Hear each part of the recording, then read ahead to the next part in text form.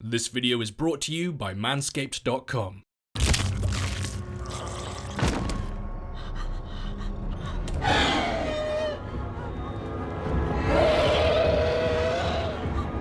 So it turns out that I've accidentally covered multiple clown-related movies recently without actually intending to, and in the interest of keeping my content fresh and original, here's another clown movie. It's literally called Clown, because if you've traumatized yourself by looking at this for too long, well, why not do it all over again? Much like Terrifier, Clown was actually originally a short from 2010, and by a short I mean a fake trailer, and even though it's only 1 minute and 17 seconds long, you can clearly see the outline of the story that would come to be. Not to mention, Eli Roth's involvement as a producer sparked my interest in the project a little more, as he may not be the most groundbreaking of filmmakers out there, but he does certainly know how to make a crazy movie. But before we jump into that, I'd like to thank this video's sponsor, Manscaped.com. Christmas came early this year because I just got gifted the new Perfect Package by Manscaped. These products are all made specially for men, which is why it makes for the perfect gift for the special guy in your life this holiday season. The Manscaped box will show up on your door in this super discreet packaging, so no one will know what you and your balls get up to, but is also great so you're not spoiling the surprise of Christmas morning. Just slap a bow on it and put it right under the tree. When you open the box, you really get the full Manscaped experience. Let's take a look. The Lawnmower 4.0 is their best seller. It's a waterproof, cordless body trimmer that is built with advanced skin-safe technology, which helps reduce nicks and cuts to your most sensitive areas. It has this cool LED light and a high-tech wireless charging dock. Here's a funny stocking stuffer for you: the Manscaped Crop Preserver below-the-waist deodorant and the Crop Reviver body spray. It's exactly what it sounds like: quick absorbing, clear liquid solutions for keeping those areas cool and clean all day long. For the man who loves to take that super fresh and refined feeling with him on the go, Manscaped introduced their new Refined Cologne. The Refined Cologne by Manscaped looks amazing on any modern man's bathroom sink. It's super light yet masculine and is made with the hyperallergenic ingredients that are cruelty-free, dye-free, paraben-free, and vegan. Every guy out there needs to add Manscaped to their wishlist this season. If you've got a special man in your life that's been extra good this year, make sure you get him the full Perfect Package by Manscaped. For a limited time, you'll also get 2 free gifts: the Shed travel bag and the Manscaped anti-chafing boxer briefs. That's like a gift on top of a gift, which pretty much makes you the best gift giver of all time. Don't wait, go to manscaped.com and use my promo code BIGWILL to get 20% off plus free international shipping plus 2 free gifts. The movie begins with an absolutely terrifying scream, transitioned into kids running around, being loud at a birthday party. And honestly, I can't decide which is worse. The mother, Meg, learns that the clown she hired isn't going to be able to attend her son Jack's birthday party because apparently clowns are a hot commodity and in high demand. She calls up her husband Kent, who happens to be a realtor, to inform him of the problem, but he tells her that everything is going to be fine and not to worry. Yeah, absolutely fine now there isn't going to be a clown coming to your house. It turns out that the house he's currently selling just happens to conveniently have a clown costume in it, because who doesn't keep a clown costume hidden in their basement? He arrives just in time to save the party and to entertain the children, but if we're being honest, it's more like traumatize the children. And that night, after falling asleep on the couch and getting blue-balled by his wife, she doesn't want to clown around? He wakes up the next day and attempts to remove the makeup and outfit, but no matter how hard he tries to get it off, it just isn't budging, forcing him to turn up to work with face paint on and dressed as a clown. Ah yes, turning up to work dressed as a clown when your job is indeed not to be a clown.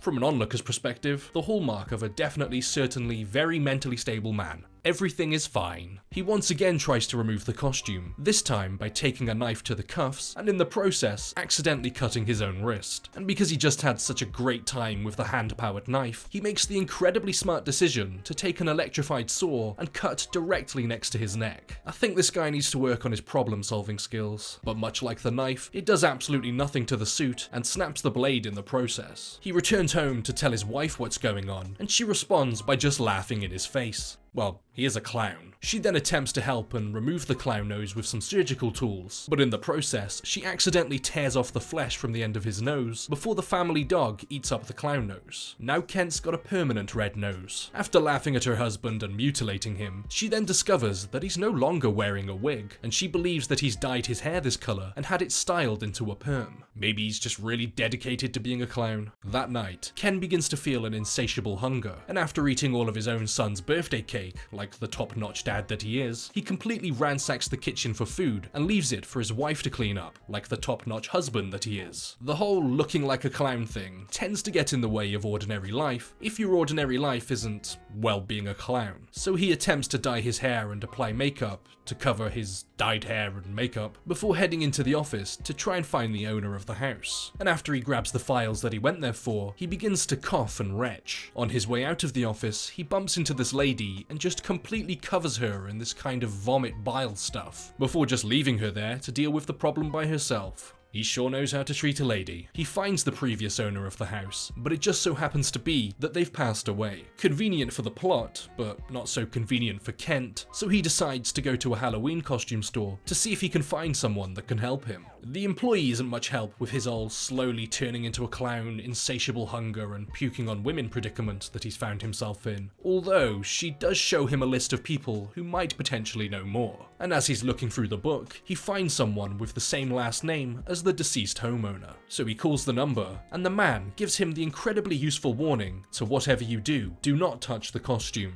Well, I'm starting to wonder why the box was only chained to the wall and not chained shut. That's a bit of a health and safety hazard right there. After telling the man that he's already wearing the costume, they agree to meet up at his warehouse. But at this point, you can already see the suit has begun morphing into his skin. After arriving at the man's warehouse full of different costumes, he meets the man named Bert. And by meets the man, I mean he pretends to be a mannequin before introducing himself. You know, normal people behavior. Bert serves as the character who conveniently knows all of the backstory behind this creepy and mysterious clown costume, with him saying that it's a traditional outfit from a Nordic part of the world, and stating that the original clown was not funny at all. He says that like clowns have ever been funny. He hands him this book that shows this creature that lived up in a snowy mountain that would lure children from the safety of their villages and eat them, like a really disturbing version of the Grinch. One child for every month of winter, because I guess they just have extra long winters up there. And in a PSA of why you shouldn't accept drinks from strangers, Ken's drink is drugged and he passes out to the floor. That must be some really good Earl Grey. He wakes up early from his tea nap, and Bert tells him that the only way to stop this demon is decapitation. Not exactly sure how that cleaver is going to penetrate that suit when an electric saw clearly couldn't, but oh well. Bert attempts the decapitation, but botches it, as Kent breaks free from his restraints, but in the process, getting the cleaver plunged into his shoulder instead. You know, through the fabric that can't be cut. Not exactly sure how that cleaver managed to penetrate that suit, but let's not pay attention to that, shall we? Bert pulls a gun, but botches that too, causing Kent to take it from him and to hold it to his head, resulting in Bert telling him that what he's wearing is not a costume, but indeed the skin of a demon. Well, they do say, walk a mile in a man's shoes before you judge him, but what they don't say is, walk a mile in a demon's skin before you dismiss eating kids. You never know, they might actually taste nice. Kent returns home with Bert restrained in his car, but ends up getting freaked out even more after accidentally snapping his friend's arm with ease after he tries to remove the wig from his head. He leaves and starts frantically driving Bert to the police station, because kidnapping someone and snapping your friend's arm is definitely what you should do right before going to a police station. But along the way, he begins to transform some more, with his fingers and toes stretching and violently contorting, just as Bert breaks free and causes the pair to crash. Kent flees into the woods and stumbles across a group of Boy Scouts camping. One of the boys spots him behind a tree, with his stomach grumbling and clearly in a bad state. Kent asks the boy for some food, and as he reaches out to give him something, Kent grabs his arm and bites off his finger. That brings a whole new meaning to finger sandwiches. Come on, Kent, what do they say about don't bite the hand that feeds? The next day, after running off with a mouthful of child fingers, he's in a gas station restroom, questioning where he went wrong in life. And we can see that his eyes have begun to change colour and that his teeth have sharpened, for maximum efficiency when eating children. But he's forced to flee as a school bus full of children pull up and enter the bathroom, because we all know eating in a public restroom is just gross. And instead, he decides to head over to a property he manages to try and figure out what to do next. As Kent is entering the property, a young child approaches him and asks him if he's a clown. What, are you stupid or something? At this point, the transformation has taken even more of a hold over him, with slits beginning to appear across his face. But luckily for the kid, Kent must not like the look of his fingers and manages to resist removing them. And apparently, nobody has explained the concept of stranger danger to this kid, because not only does he approach this creepy looking clown man, but he knocks on his door and offers him some cereal. But Kent prefers something with a little bit more, well, child cannibalism. He calls his wife to say sorry to her and that this is the only way, before pulling out the gun that he took from Bert, putting it in his mouth, and pulling the trigger, resulting in a colourful blood splatter across the wall behind him. Does he have liquefied Fruit Loops coursing through his veins or something? But as Bert explained earlier, the only way you can stop this demon is with decapitation, and Kent quickly regains consciousness, confused as to why he isn't in clown heaven. He heads to the hardware store to grab some tools to do this properly, sporting this absolutely incredible disguise. All the while, we see that his wife Meg has begun searching through all of the properties that he manages, hoping to find him. He returns back to the property with the tools and begins to assemble something. A self-decapitation device. Now, I'm no expert in self-inflicted head removals, but something tells me that there's an awful lot that can go wrong with this method, which is exactly what happens, as when he pushes himself into it, he misses and breaks the device, just as the small child from earlier enters the room, and the blade from one of the saws is sent flying through the child's torso. He just wanted to give you some cereal, and after realizing what's just happened, his stomach begins to gurgle due to hunger again. The usual reaction to seeing a dead child. His wife finally arrives, and the pair begin talking through the door. After some back and forth, she finally convinces him to come out by telling him that she believes him and that she's also pregnant, which obviously spikes his interest because it's the equivalent of having dinner in the oven. And as he opens the door to leave with her, there's no child there, just a pile of bloodied bones left on the floor. Well, I guess there's no evidence if you eat it all. He has Meg lock him up in the basement and makes her promise not to release him, so she goes back into the house and begins to look through the book that he brought back from Bert's. She decides to give Bert a visit to find out more, and when she's there, she reveals that she knows he once wore the suit and that he managed to find a way to remove it. We then see with their son Jack, who was on the receiving end of some bullying at school due to the kids making fun of his dad for looking like a clown. So Jack responds to this by grabbing the kid's arm and biting into his hand. Like father, like son. Jack returns home from school and is lured down into the basement by his dad, while Meg receives a call informing her that her son isn't at school. She rushes home to find Jack safe, but there's no sign of Kent anywhere. Jack freed his father and told him about the kid that's been bullying him, so Kent turns up at the kid's house to put a stop to the bullying.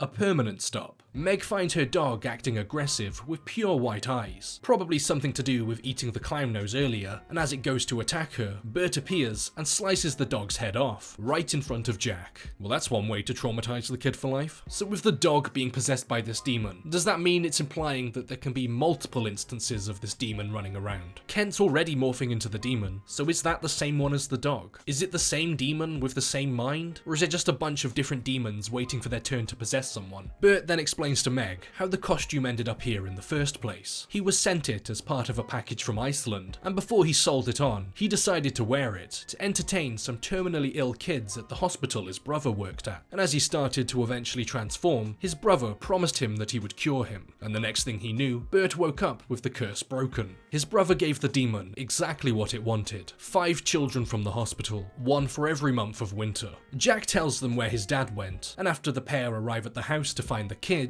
well, half of the kid, they figure out that he'd probably be at the local Chuck E. Cheese due to the high amount of kids that will be there. Meg arrives and starts to take her sweet time looking around the place. It's not like there's the possibility of a child-eating demon clown roaming around here or anything. Nah, let's see the sights, why not? A kid gets pulled under the ball pit, and another kid finds Kent about to eat his brother before he then turns his attention to him, causing a mass panic at the Chuck E. Cheese. Meg and Bert find Kent in a mini golf course, but at this point, he's almost entirely unrecognizable. Child cannibalism? Not even once. Bert attempts to decapitate the demon, but because, well, he's a demon, he easily stops Bert and knocks him unconscious, and tells Meg if she wants her husband back, she'll bring him one more child to their favorite spot, otherwise he'll go after Jack. The demon flees as the police arrive, and Meg, with no other real option, actually attempts to sacrifice a child due to one of them recognizing her as she works at the dentist. But that fails as the police follow her away from the scene of multiple child murders, forcing her to quickly return home to Jack. She returns home just in time to see the demon, now looking even more demonic, kill her father right in front of her.